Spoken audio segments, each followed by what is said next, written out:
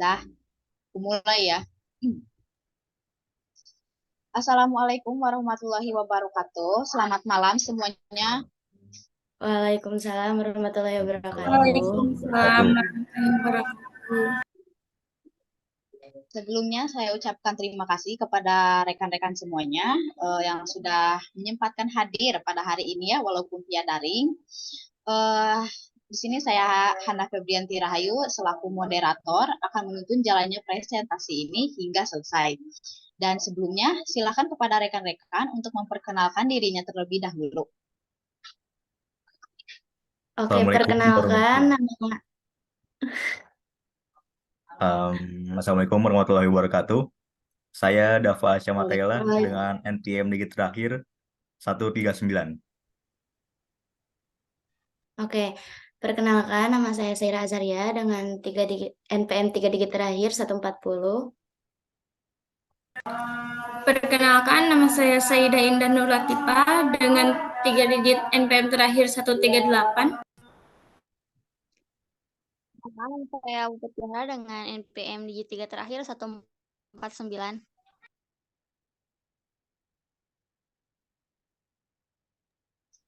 Baik, sudah semuanya ya. Terima kasih kepada rekan-rekan yang sudah memperkenalkan dirinya. Selanjutnya kita langsung saja untuk memaparkan materi mengenai asas ketahanan nasional ya. Dan materi pertama akan disampaikan oleh Saudara Dava. Kepada Saudara Dava, saya persilahkan. Mana share screen-nya itu teh?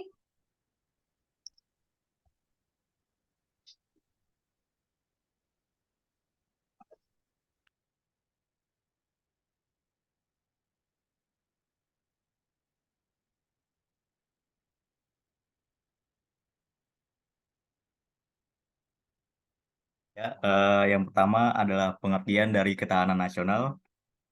Menurut beberapa ahli, ketahanan nasional didefinisikan sebagai berikut. Ketahanan nasional adalah ketangguhan serta kemampuan suatu negara mengembangkan kekuatan nasional dalam mengatasi ancaman, gangguan, hambatan, dan tantangan dari luar dan dari dalam negeri. Dan menurut Suryo Hadipojo, ketahanan nasional terdiri atas keamanan nasional dan kesejahteraan nasional. Oleh karena itu, ketahanan nasional juga sejalan dengan kepentingan nasional. Yang ketiga adalah GPHS Suryo Mata Rahman. Ketahanan nasional mengandung lebih dari satu pengertian, yaitu ketahanan nasional sebagai konsepsi, ketahanan nasional sebagai kondisi, dan ketahanan nasional sebagai strategi.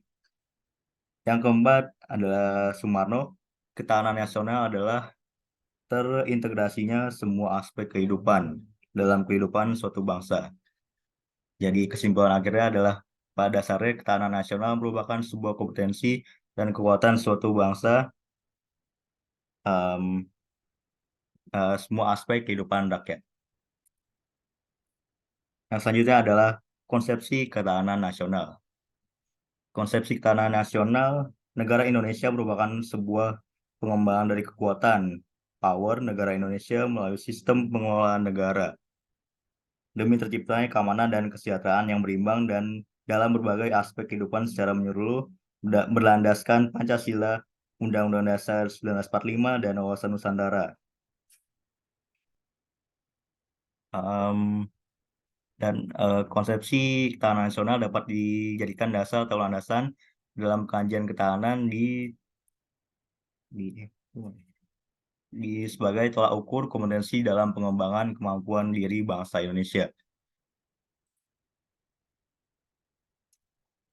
Yang kedua adalah bela negara sebagai upaya mewujudkan ketahanan nasional Indonesia. Bela negara tercantum dalam Undang-Undang Dasar 1945, Pasal 27 Ayat 3 yang berbunyi, setiap warga negara berhak dan wajib ikut serta dalam upaya pembelaan negara. Dan juga dalam Undang-Undang Nomor 3 Tahun 2002 tentang Pertahanan Negara, Pasal 9 Ayat 1, yang berbunyi setiap warga negara berhak dan wajib ikut serta dalam upaya bela negara yang diwujudkan dalam penyelenggaraan pertahanan negara. Sekian dari saya.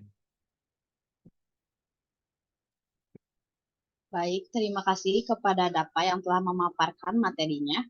Selanjutnya, kita akan langsung ke materi selanjutnya yang akan disampaikan oleh Saudari Saidah. Kepada Saudari Saidah, saya persilahkan. Oke, materi selanjutnya asas ketahanan nasional. Ada 4, satu asas kesejahteraan dan keamanan, kedua asas komprehensif integral atau menyeluruh terpadu, ketiga asas mawas ke dalam dan mawas keluar. Mawas ke dalam menjaga dan melestarikan hakikat, sifat, dan karakter bangsa Indonesia sesuai nilai-nilai kearifan lokal. Mawas keluar mengatasi dan mengantisipasi dampak lingkungan strategis luar negeri dan menerima kenyataan adanya interaksi dan ketergantungan dengan dunia internasional. Keempat, asas kekeluargaan. Selanjutnya, sifat-sifat ketuhanan nasional. Ketuhanan nasional memiliki sifat-sifat tersendiri sebagai konsep dari sebuah negara untuk menjaga dan mengembangkan kompetensi. Sifat ketuhanan nasional yaitu mandiri. Ketahanan nasional memiliki sifat mandiri dengan prinsip tidak mengalami ketergantungan dengan orang lain dan juga tidak mudah putus asa. Kedua, dinamis. Pada hakikatnya, segala aspek kehidupan dari masa ke masa mengalami perkembangan yang sangat signifikan.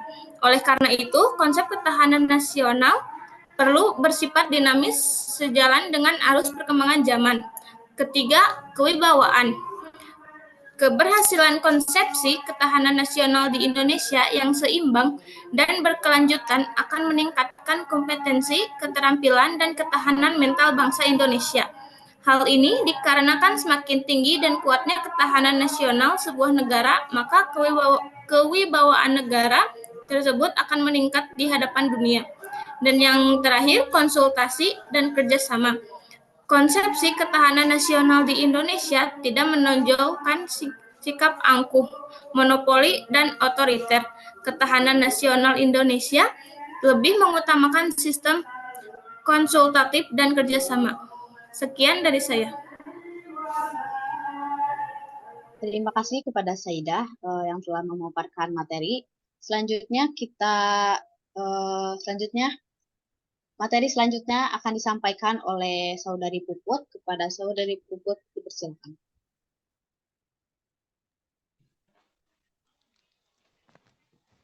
Baik, untuk materi selanjutnya yaitu fungsi dan tujuan ketuhanan nasional. Indonesia merupakan sebuah negara yang berlandaskan nilai-nilai hukum dalam menjalankan kehidupan berbangsa dan bernegara. Konsepsi ketuhanan nasional memiliki fungsi sebagai berikut. 1. Konsepsi ketuhanan nasional berfungsi sebagai doktrin dasar nasional. 2. Konsep ketuhanan nasional berfungsi sebagai pola dasar pembangunan. 3. Konsepsi ketuhanan nasional berfungsi sebagai metode pembinaan kehidupan nasional. F. Konsep astagrata ketahanan nasional. Ketahanan nasional merupakan sebuah konsepsi yang khas yang dimiliki bangsa Indonesia. 1. Trigata. A. Aspek geografi. Indonesia merupakan sebuah negara kepulauan yang terdiri atas banyak pulau. B. Konsep demografi. Manusia merupakan indikator penentu dalam pembuatan sebuah kebijaksanaan. C. Aspek sumber daya alam. Potensi alam negara merupakan anugerah Tuhan Yang Maha Esa yang tidak bisa diberbantahkan. Yang kedua, pancagatra sosial. A. Ideologi. Ideologi merupakan sistem nilai yang berasal dari ide manusia yang dijadikan landasan memengaruhi kehidupan bangsa dan bernegara. B. Politik. Kehidupan manusia tidak dapat dilepaskan dari aktivitas politik. C. Ekonomi. Sistem ekonomi di Indonesia sesuai dengan Undang-Undang Dasar 1945 Pasal 33 yang menyatakan sistem ekonomi merupakan usaha bersama. Berarti setiap warga negara mempunyai hak dan kesempatan yang sama dalam menjalankan roda perekonomian dengan tujuan untuk menyejahterakan bangsa. D.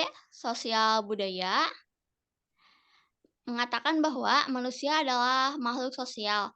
Kehidupan sosial merupakan sebuah kondisi di mana manusia selalu membutuhkan orang lain dan melakukan interaksi.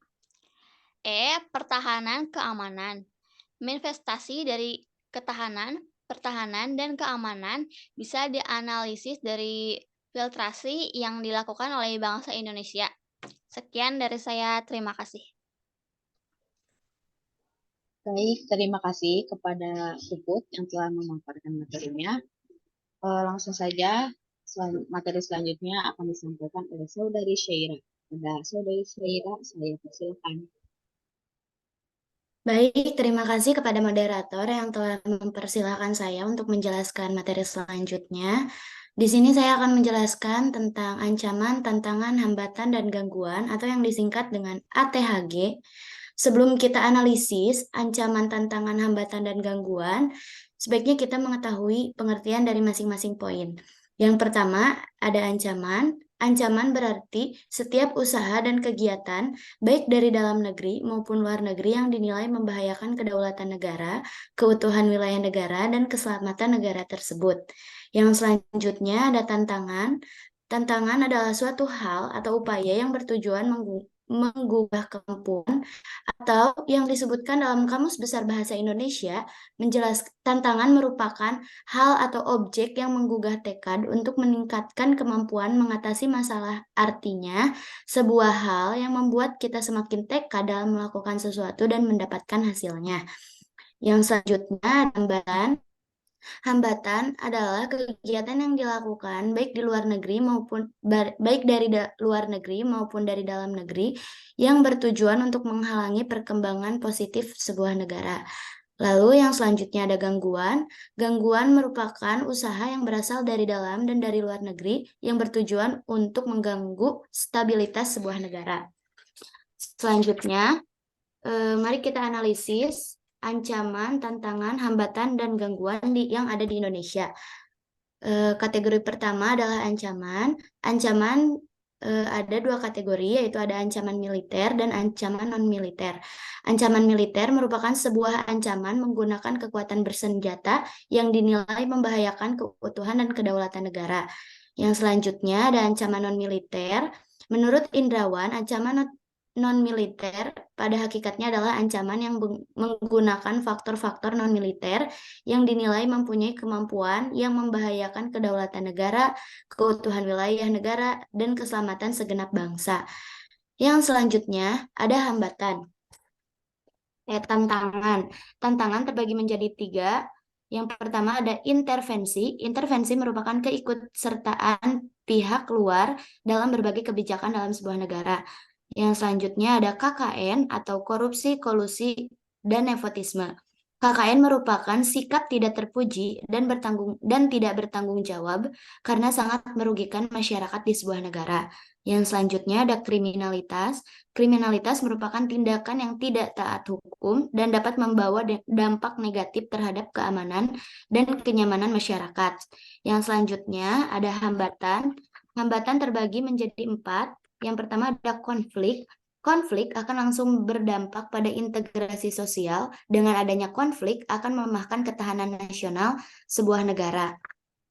Lalu ada eksklusivitas diri atau kelompok, yang berarti bahwa ada yang merasa dirinya atau kelompoknya lebih baik dari orang lain. Yang selanjutnya ada akulturasi budaya. Masuknya budaya asing ke Indonesia memiliki dampak positif dan negatif. Dampak positifnya yang ditimbulkan dari masuknya pengaruh budaya luar, yaitu masyarakat Indonesia menjadi masyarakat yang berwawasan luas. Akan tetapi masuknya budaya asing akan sangat membahayakan bagi stabilitas negara. Adanya pertemuan antar budaya asing dan budaya nasional justru berpotensi menghilangkan budaya lokal dan akan sangat berpengaruh terhadap karakter dan kepribadian bangsa Indonesia. Yang selanjutnya ada terorisme. Terorisme merupakan tindakan tidak terpuji yang dilakukan oleh orang yang tidak bertanggung jawab dan bertujuan untuk menimbulkan rasa ketidaknyamanan dalam melaksanakan kehidupan berbangsa dan bernegara. Yang terakhir ada gangguan. Gangguan terbagi menjadi dua, yaitu gangguan dari luar negeri dan dari dalam negeri. Gangguan dari luar negeri dapat berupa penjajahan secara terstruktur dan bertujuan memecahkan persatuan dan kesatuan bangsa Indonesia, mencuri kekayaan alam, dan lain-lain. Yang kedua, ada gangguan dari dalam negeri. Salah satu gangguan dari dalam negeri yang dapat berdampak langsung pada stabilitas dan keamanan negara adalah tindakan makar. Tindakan makar biasanya dilakukan oleh pihak-pihak yang menggulingkan pemerintah yang sah, merupakan embrio bagi sebuah perpecahan yang terjadi di negara Indonesia. Sekian yang dapat saya sampaikan. Baik, terima kasih kepada rekan-rekan semua yang sudah memaparkan materinya. Dan dapat saya simpulkan bahwa ketahanan nasional adalah suatu kondisi dinamis dari suatu bangsa yang berisi ketangguhan nasional dan keuletan dalam menghadapi dan juga mengatasi segala macam tantangan, ancaman, gangguan, serta hambatan baik yang berasal dari luar, kesetaraan dan keamanan. Dua, asas komprehensif integral atau menyeluruh terpadu. Tiga, asas mawas ke dalam dan mawas keluar sistem. Serta yang terakhir yaitu asas kekeluargaan. Demikian yang dapat saya sampaikan. Sebelumnya mohon maaf apabila terdapat kekurangan atau kesalahan dalam kata atau perbuatan. Saya izin untuk menutup presentasi ini. Wabillahi taufiq wal hidayah. Wassalamualaikum warahmatullahi wabarakatuh. Waalaikumsalam warahmatullahi wabarakatuh. Waalaikumsalam warahmatullahi wabarakatuh.